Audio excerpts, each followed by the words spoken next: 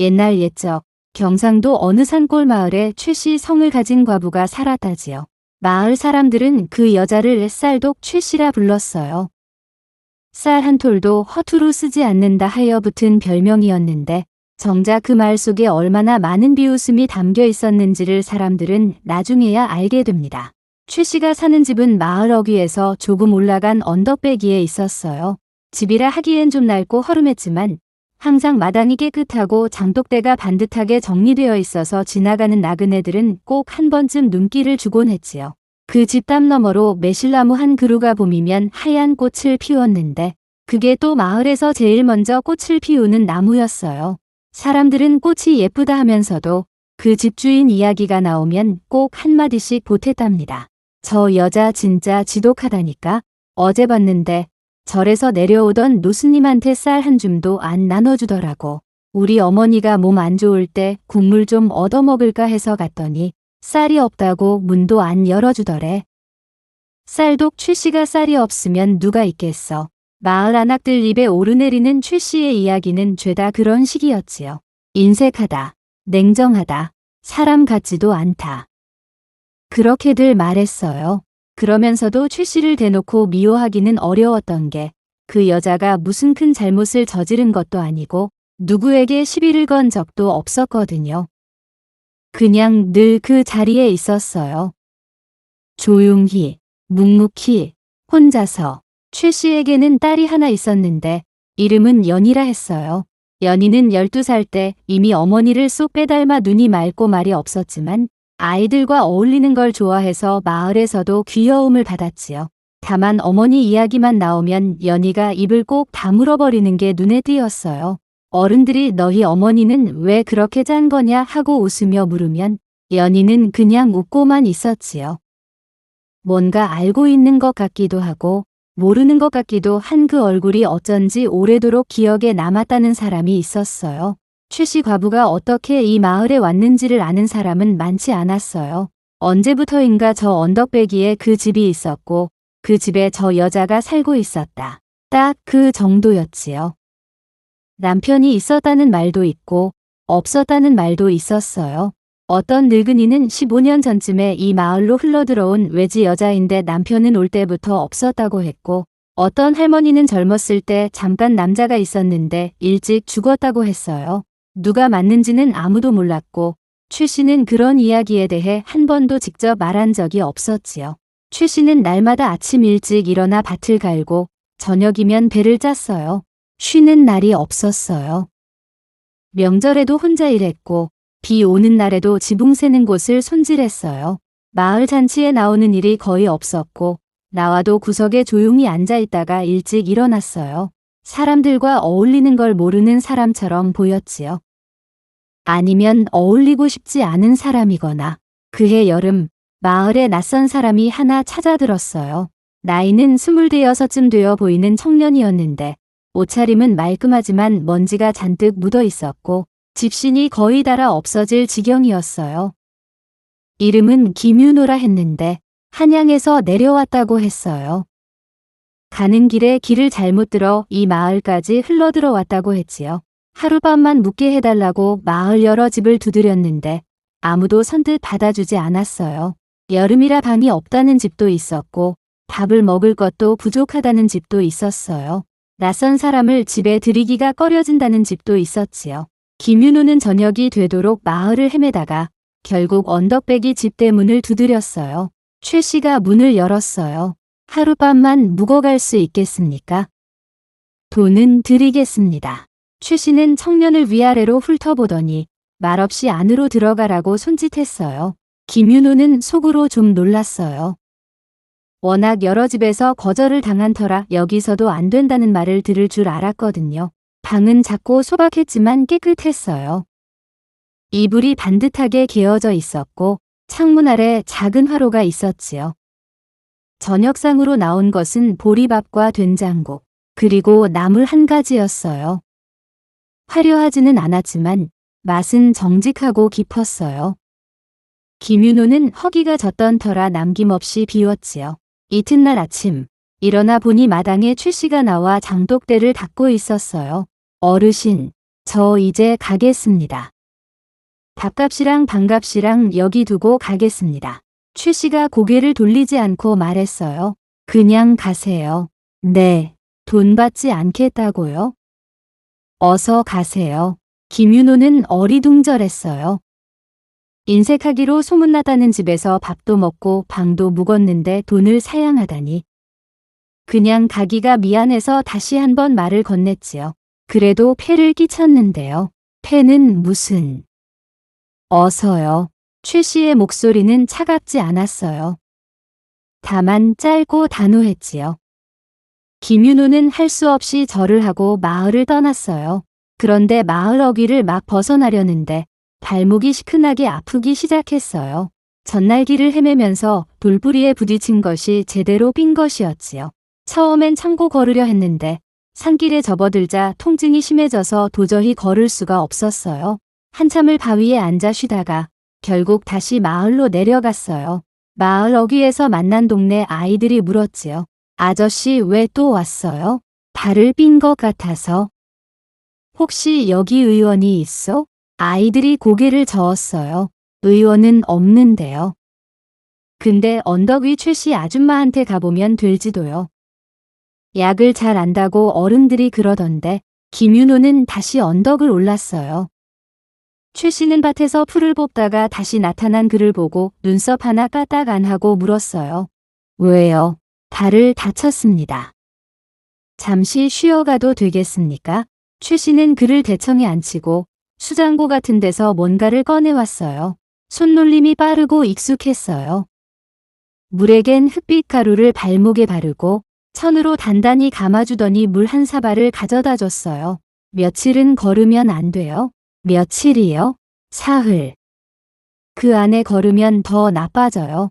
김윤호는 막막했어요. 돌아갈 길이 급했거든요. 하지만 발목은 정직하게 아팠고 최 씨의 말은 틀리지 않아 보였어요. 그렇게 해서 사흘이 됐어요. 사흘 동안 김윤호는 최 씨의 집 대청에서 지냈어요. 처음에는 주인이 말이 없어서 어색했어요. 밥은 제때 나왔고 불편한 것은 없었지만 말을 걸어도 짧게 대답하고 돌아서는 최 씨 때문에 대화다운 대화를 나누기가 어려웠지요. 딸 연희는 학당 다녀와서 인사는 했지만 어머니를 닮아 조용한 아이였어요.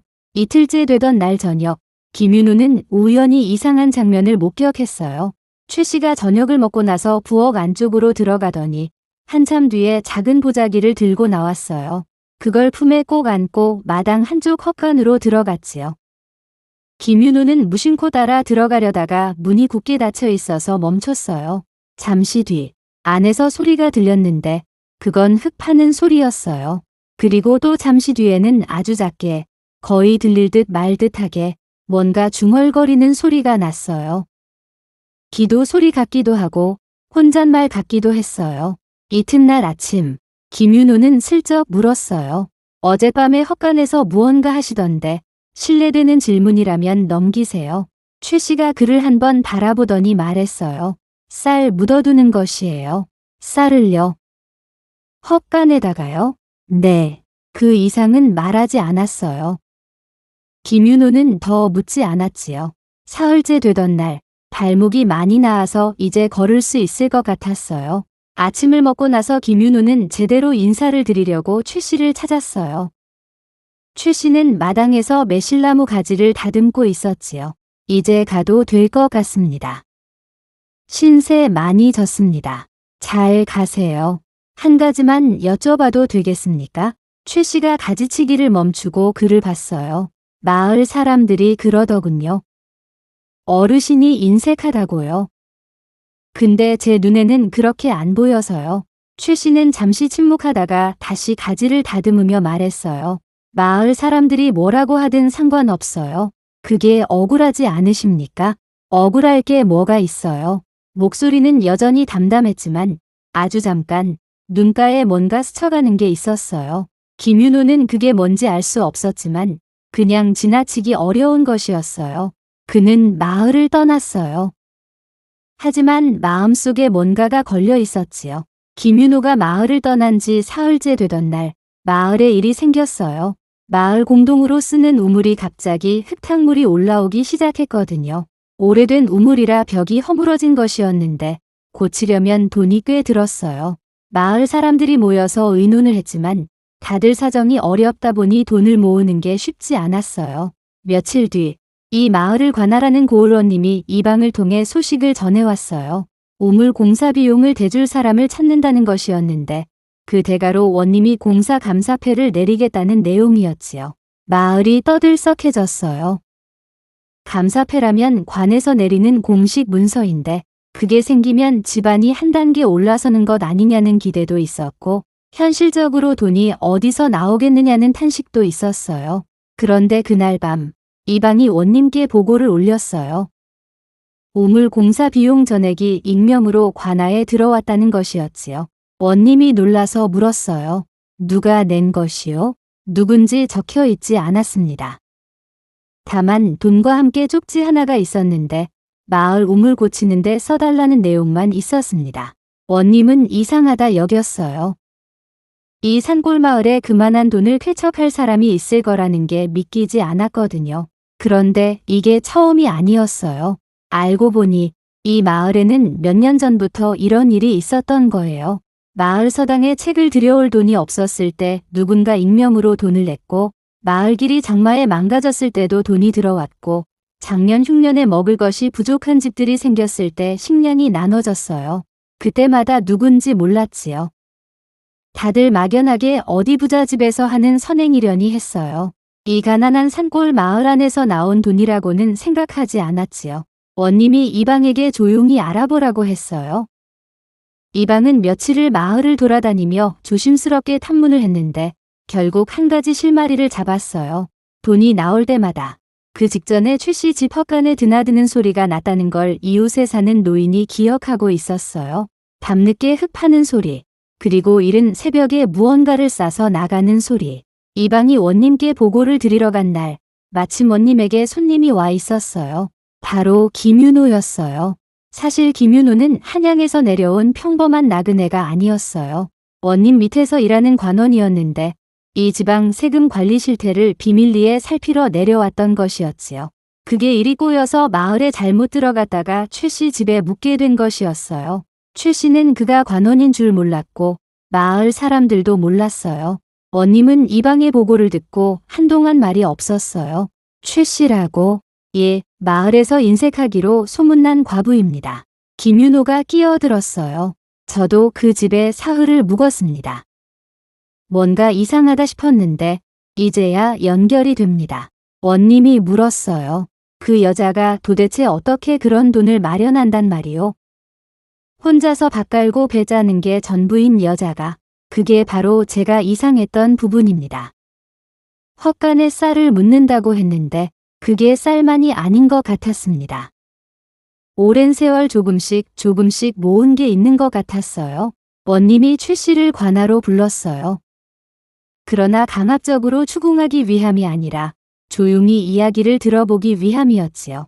최씨는 관아에 불려왔는데도 흔들림이 없었어요. 차분하게 마루에 앉아 있었지요. 원님이 부드럽게 물었어요. 그대가 수년 전부터 마을을 위해 몰래 돈을 냈다는 이야기가 들리오. 사실이요. 최씨가 잠시 눈을 감았다가 떴어요. 사실입니다. 어떻게 그런 돈을 마련할 수 있었소? 오래 모았습니다. 얼마나 오래? 최씨가 말했어요. 15년입니다. 방 안이 조용해졌어요. 최씨가 이 마을에 흘러들어온 것은 15년 전이었어요. 그녀는 원래 충청도 사람이었는데 남편이 있었어요. 남편은 작은 장사를 했는데 사람이 좋고 부지런했지만 어수룩한 데가 있었어요. 어느 날 동업자한테 속아서 관에 내야 할 세금을 횡령했다는 누명을 쓰게 됐어요. 실제로는 동업자가 혼자 빼돌린 것이었는데 그게 남편한테 뒤집어 씌워진 거지요. 남편은 억울함을 주장했지만 당시 그 지역 원님이 동업자 집안과 가까운 사람이었어요. 판결은 남편에게 불리했고 결국 남편은 형장에서 세상을 떠났어요. 최씨는 그때 뱃속에 아이가 있었어요. 연이었지요. 남편이 죽고 집도 전 재산도 다 몰수됐어요. 최씨는 갓난아기를 안고 떠돌다가 이 산골 마을까지 흘러왔어요. 아는 사람 하나 없는 곳이었지만 그래서 오히려 숨을 쉴 수 있었어요. 그 후 15년 동안 최 씨는 무언가를 가슴에 품고 살았어요. 억울하게 죽은 남편을 위해 할 수 있는 게 없었어요. 복수는 더더욱 할 수 없었어요. 관을 상대로 홀로 싸울 힘도 방법도 없었으니까요. 그래서 최 씨가 선택한 것은 이거였어요. 남편이 횡령했다는 누명을 쓴 세금, 그 돈을 자기 손으로 갚는 것이었어요. 실제로 빼돌린 것은 동업자였지만 남편 이름으로 판결이 났으니 그 이름에 남은 빚을 없애주고 싶었지요. 관에 직접 가져다 바치면 이것저것 복잡해질 테니 그 대신 마을과 사람들을 위해 쓰기로 했어요. 관에 들어가야 할 세금이 결국 백성을 위해 쓰이는 거라면 그것도 같은 일이라 생각했지요. 그래서 15년이었어요. 낮에는 밭을 갈고 배를 짰어요.